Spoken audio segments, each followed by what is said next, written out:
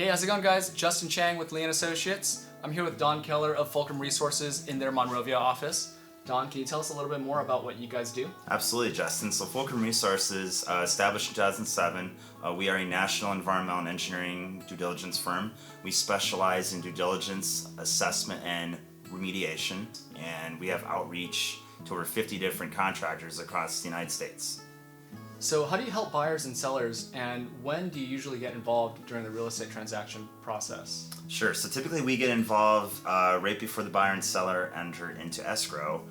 We would perform a level of environmental due diligence, which is typically an environmental phase 1 site assessment that meets all appropriate guidelines and the ASTM standards.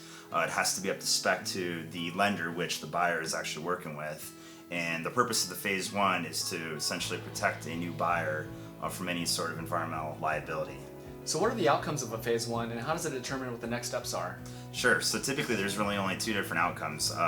If we deem that the property is actually of low risk, meaning that there's nothing that comes up in the historical records, nothing that looks suspicious on the property, or nothing that comes up in the agency records, typically we would recommend no further investigation. Then on the other hand, if there's something that comes up on the property looks suspicious, something that comes up in the historical records as a red flag, or there's listings within federal, state, or local database, then typically we would recommend further investigation. Further investigation is in the industry known as a phase 2 site assessment, and that involves actual sampling of groundwater, soil vapor, and/or indoor air media.